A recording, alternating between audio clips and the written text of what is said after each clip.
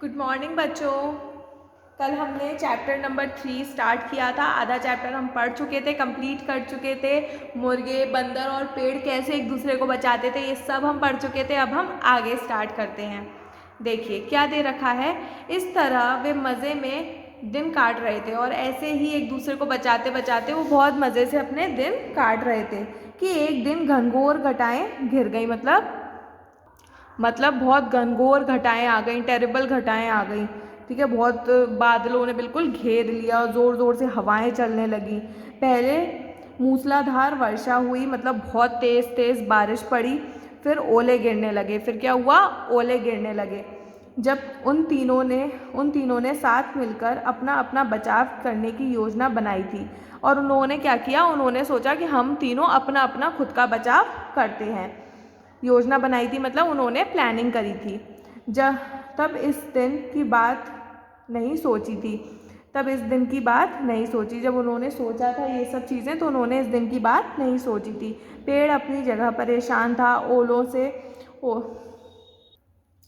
हाँ जी, तो वो कहते हैं जब हम लोगों ने एक साथ रहने जब हमने सोचा था कि हम एक साथ रहेंगे और एक दूसरे को कभी भी हानि नहीं होने देंगे, तो क्या हुआ था, तब उन लोगों ने ये चीज़ नहीं सोचा था कि ऐसा भी दिन देखना पड़ेगा कि बारिश आएगी और ये सब चीज़ें। तो वो क्या कर रहे थे? वो तीनों अपना खुद का बचाव कर रहे थे। पेड़ अपनी जगह परेशान था ओलों से उसके सब अमरूद नष्ट हो रहे थे। पेड़ भी परेशान था। क्यों? क्योंकि ओले इतने तेज थे कि उसके अमरूद सब खराब होते चले जा रहे थे। बंदर का अपनी जगह भीग भीग कर बुरा हाल था। और बंदर भी क्या, इतना पानी तेज था कि बंदर भी जो भीगा जा रहा था तो उसका भी बुरा हाल था।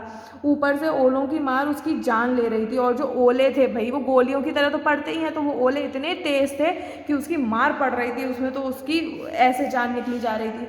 मुर्गे की भी हालत खस्ता थी। मुर्गा भी परेशान था। क्या मुर्गे के साथ अब क्या हो रहा था? वर्षा से भारी होकर उसके पंख भी नहीं खुल पा रहे थे। पानी इतना तेज था कि उसके पंख खुल ही नहीं पा रहे थे। ऊपर से ओलों की झड़ी उस पर गोलियां दाग रही थी। मतलब ओलों का जो ओले इतने स्पीड से आ रहे थे कि उस पर बहुत तेज तेज अटैक हो रहा था। बहुत तेज तेज गोलियों की तरह लग रहे थे। अब क्या हुआ? पेड़ कहता है ये दोनों छुटकू किसी काम के नहीं।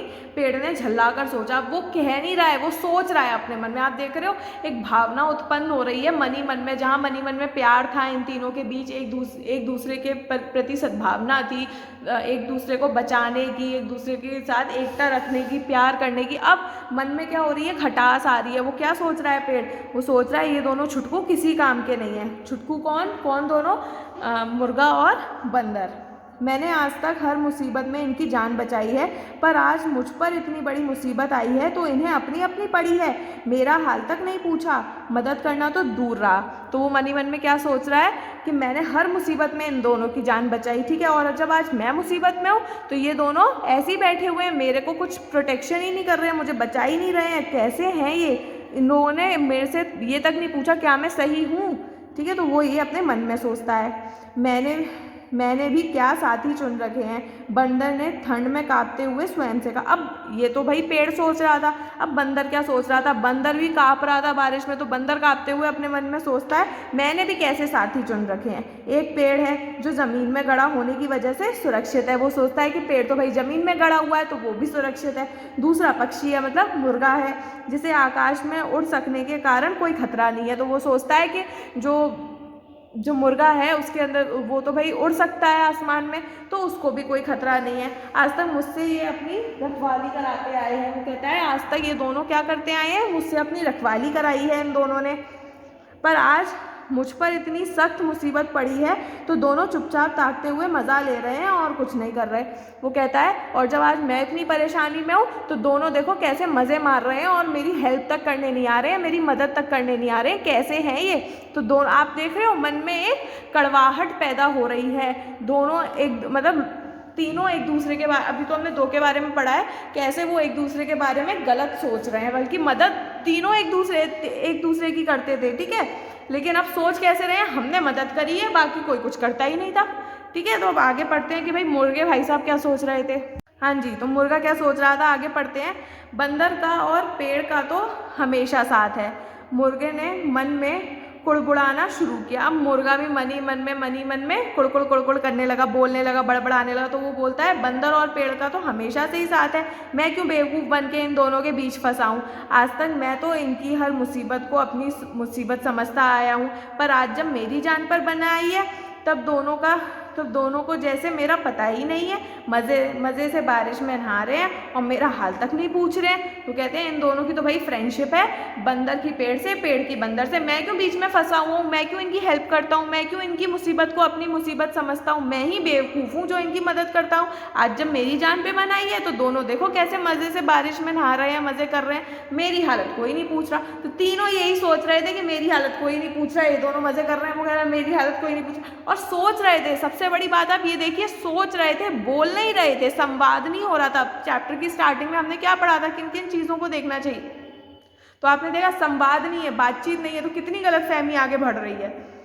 मुर्गे को कुड़न हो रही थी। अब मुर्गा क्या हो रहा था, जेलस हो रहा था, ठीक है, जलन हो रही थी कि पानी की मार से उसका तो जिस्म जवाब दे रहा है और पेड़ ने ज़रा सी भी ज़मीन उसके लिए सूखी बचाकर नहीं रखी। अब मुर्गा सोच रहा है देखो पानी की वजह से मेरा तो जिस्म जैसे जला ही जा रहा है, मुझे इतनी दिक्कत हो रही है, और एक पेड़ है, इसको देखो, इसने ये नहीं है, ये इतना बड़ा पेड़ है, ये थोड़ी सी जगह सूखी कर ले ताकि मैं वहाँ पर जाके बैठ जाऊँ। बंदर से इतना तक नहीं हो रहा कि वहाँ से किसी और सुरक्षित जगह पर ही मुझे लेके चला जाए। मतलब अब वो सोचता है मुर्गा कि पेड़ से तो इतना नहीं हो रहा कि कोई सूखी जगह वो थोड़ी सी कर ले ताकि मैं वहाँ पे बैठ जाऊँ, और बंदर से ये नहीं हो रहा कि वो मुझे अपनी पीठ पे बिठाकर कहीं सुरक्षित जगह ले जाए जहाँ मैं सेफ हो जाऊँ। तीनों एक दूसरे से इतने नाराज थे कि उन्होंने आपस में बात ही नहीं कही। पेड़ चुपचाप अपने अमरूद नष्ट होते देखता रहा, बंदर चुपचाप ठिठुरता रहा, मुर्गा चुपचाप कुड़ता रहा। अब तीनों ने एक दूसरे से नाराज हो लिए, तीनों के मन में कड़वाहट आ गई, तीनों ने एक दूसरे से बातचीत नहीं करी, लेकिन नफरत हो गई तीनों को, और तीनों ही अपना नुकसान करते रहे। पेड़ ने उन दोनों से बात नहीं कही, इसलिए पेड़ के अमरूद सड़ते रहे, नष्ट होते रहे। बंदर ने उन दोनों से बात नहीं कही तो बंदर ठिठुरता रहा, और जो मुर्गा था उसने उन दोनों से बात नहीं, इसलिए वो कुड़ता रहा, जेलस होता रहा और परेशान होता रहा। चलिए आगे बढ़ते हैं। आगे क्या है, थोड़ी देर में ओले थम गए, मतलब थोड़ी देर में ओले बंद हो गए, बारिश भी रुक गई, पर तीनों में फिर भी कोई बात नहीं हुई। पेड़ को चिढ़ हो रही थी, इतनी बारिश झेलने के बाद भी बंदर उस पर बोझ बना बैठा है। मुर्गा उसकी डाल पर बैठा पंख फड़फड़ा रहा है। बंदर को गुस्सा आ रहा था कि उसे ठंड के मारे सन्निपात हुआ जा रहा है, और पेड़ है कि अभी उस पर बूंदे टपका रहा है। मुर्गा है कि अब भी पंखों से छींटे ऊपर उसके उड़ा रहा है। तो देखिए क्या मतलब है इस पैराग्राफ का ये मतलब है कि थोड़ी देर में ओले भी रुक गए और बारिश भी रुक गई, ठीक है। तो पेड़ सोचता है, और पेड़ को गुस्सा आ रही थी। क्यों आ रही थी गुस्सा, क्योंकि पेड़ को गुस्सा आ रही थी। वो सोचता है देखो इतनी मैंने बारिश झेली है, अभी भी ये दोनों मेरे ऊपर बैठे हुए हैं। बंदर है कि यहाँ बैठा हुआ है, और जो वो मुर्गा है वो यहाँ बैठा हुआ है, अपने पंख फड़फड़ा रहा है मेरे ऊपर बैठा। और जो बंदर है वो ये सोच रहा था इतनी ठंड है, इतनी तेज बारिश हुई है, मुझे बुखार हो रखा है, सन्निपात मतलब बुखार, मुझे बुखार हो रखा है। तब भी ये पेड़ है जो अभी भी मुझ पे बूंदे टपका रहा है, और ये जो मुर्गा है वो अपने पंख फड़फड़ाकर मुझ पे क्या कर रहा है, अपनी छींटें डाल रहा है ताकि मुझे और मेरी तबीयत खराब हो जाए। तो वो ऐसा सोचने लगे एक दूसरे के बारे में, लेकिन बात तीनों में से एक दूसरे से कोई नहीं कर रहा था। अगले रोज तक पेड़ की टहनियों पर पड़ा पानी सूख गया, बंदर का जिस्म सूख गया, मुर्गे के पंख सूख गए, पर तीनों में आपस में कोई बात नहीं हुई। अब फिर आगे के दिन में सब चीज़ सूख गई, पेड़ सूख गया, बंदर सूख गया, मुर्गा सब सूख गया, और लेकिन बात तीनों में से एक में भी नहीं हुई। पेड़ सोचता रहा, अब आए इन तीनों पर कोई मुसीबत तो देखूंगा, अपने को कैसे बचाते हैं। मैं अब इनकी कोई मदद नहीं करूंगा। बंदर और मुर्गा भी इसी तरह सोचते रहे। अब वो तीनों क्या सोचते हैं एक दूसरे के बारे में, अब आए इस पे कोई मुसीबत, अब देखता हूँ कौन बचाता है, मैं तो बिल्कुल मदद नहीं करूंगा, ठीक है। आगे क्या हुआ, उसी रोज एक कसाई आया। अब वहाँ पे कौन आया, एक कसाई आया उन्हीं दिनों जब उन तीनों के बीच में झगड़ा हो रहा था। वह मुर्गे की तरफ बढ़ा तो पेड़ ने अमरूद नहीं टपकाया, और जब वो मुर्गे की तरफ आगे जा रहा था तो पेड़ ने अमरूद नहीं टपकाया जो वो हमेशा टपकाता था। ना बंदर ने मुर्गे को अपनी पीठ पर बिठाया, ना ही कसाई का थैला उड़ाया, और बंदर ने भी मुर्गे की हेल्प नहीं करी, ना उसने उसका थैला उठाया हवा में उछाला, ना उसने उस कसाई को वहाँ से भगाया, मतलब बिल्कुल भी उसकी हेल्प नहीं की। तो बाकी दोनों ने सोचा अब पता चलेगा। बड़ा मुर्गा बना फिरता था, कसाई मुर्गे को लेकर वहाँ से चला गया। अब क्या हुआ, बंदर और पेड़ ने क्या सोचा, अब पता चलेगा इसे, बड़ा मुर्गा बना फिरता था, अब आगे पता चलेगा बड़ा मुर्गा था। ठीक है, आगे देखते हैं आगे क्या हुआ।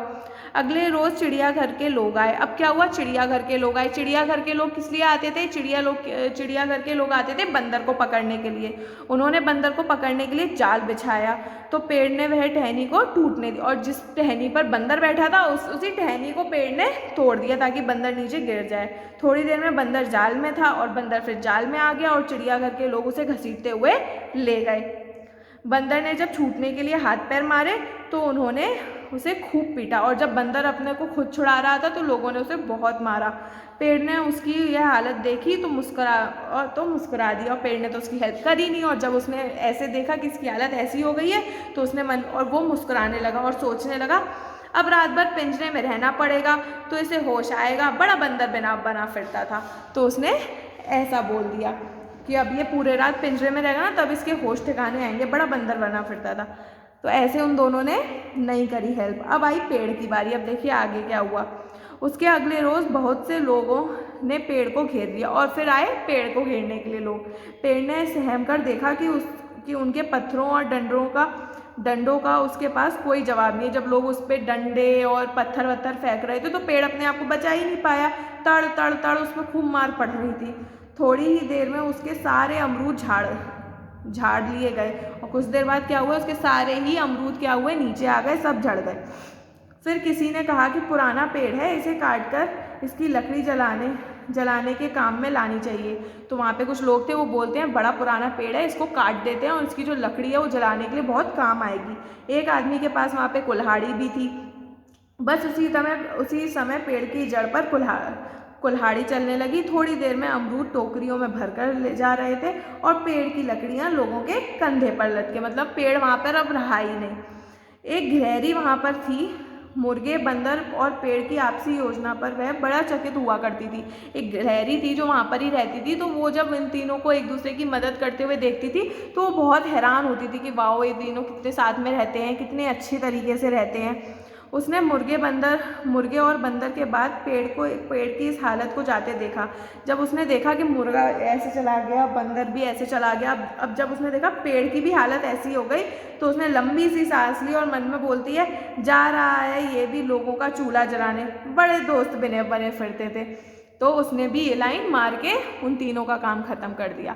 तो आपने इस चैप्टर से क्या मोरल लिया, क्या आपको इस चैप्टर में समझ में आया? एकता होनी चाहिए, सूझबूझ होनी चाहिए, संवाद होना चाहिए, सबसे बड़ी चीज़ है संवाद होना चाहिए, बातचीत होनी चाहिए, और सहन शक्ति होनी चाहिए कि नहीं सब चीज़ सही है, एक सद्भावना होना चाहिए। भाई जब वो मुर्गे को ले जा रहे थे, आप था तो आपका ही फ्रेंड, भले उसने कुछ भी किया, अब उसकी जान उसके हाथ में नहीं है, वो मर जाएगा, क्या फ़ायदा है ना। तो आपको उसको बचा लेना चाहिए, भले ही फिर आगे आपको उसकी हेल्प ना करनी हो, है ना। तो आपके अंदर इतना भी आपका दिल नहीं पिघला कि कोई मेरा फ्रेंड जा रहा है और मैं उसको पकड़ लूँ, तो कहाँ है आपके अंदर एकता? तो यही चीज़ इस चैप्टर में बताई गई है, हमेशा एकता रहनी चाहिए। आप लोगों ने देखा था चैप्टर की स्टार्टिंग में कैसे उन लोगों के बीच में एकता थी, कोई उनके पास तक नहीं जा पाता था, और जब वो एकता टूटी तो कैसे लोगों के लिए बहुत आसान हो गया उन पर कुछ भी करना, अटैक करना।